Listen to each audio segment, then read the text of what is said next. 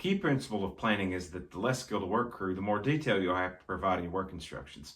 Hello, I'm John Sewell. I'm a consultant with IDCON, and today I'm going to talk about where some of those details come from and how you can put your drawings, manuals, and pictures to work for you and lower your overall cost of production.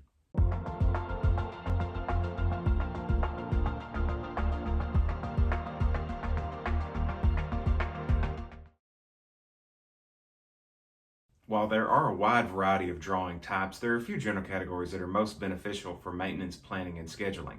Some of those categories are general arrangement drawings, piping and instrument diagrams, and exploded parts diagrams.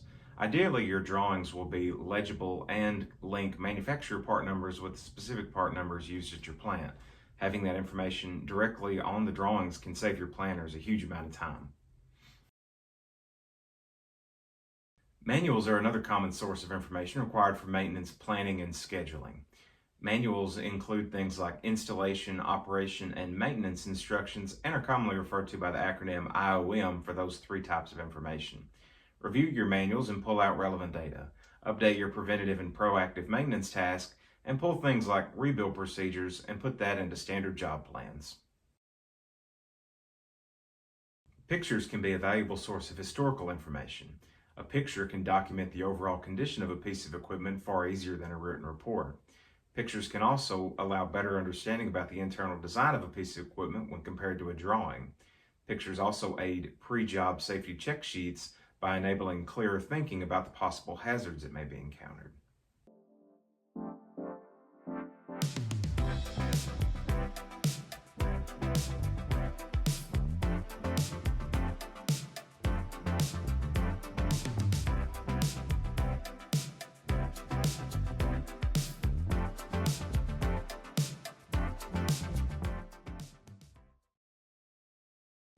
There are three best practices that will allow drawings, manuals, and pictures to enable high-quality planning and scheduling.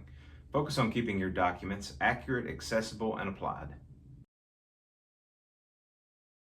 Keeping plant drawings updated and accurate can be a real challenge. Have a documented procedure that identifies review methods and frequencies and a person responsible. Manuals and pictures should also be reviewed on a periodic basis and updated. Add manuals and pictures to your file structure as new equipment is added to the plant, and delete or archive old manuals and pictures as equipment is removed from service. Keep the drawings, manuals, and pictures accessible by storing them in an electronic and easily searchable format. Store the documents on a plant system that can be accessed by planners, schedulers, and the work crews. A file structure that matches the plant hierarchy works well. Conduct routine checks of your planning and scheduling processes to ensure the documents are being applied. Information from drawings, manuals, and pictures should be included in work instructions and standard job plans. Drawings, manuals, and pictures are elements of the technical database. Each play an important role in supporting world-class planning and scheduling. With proper systems in place and clear oversight, drawings, manuals, and pictures can be used to improve the output of the planning process, make the work in the field more efficient, and help lower the overall cost of production. While you're here, check out our other videos on the technical database and subscribe to the YouTube channel.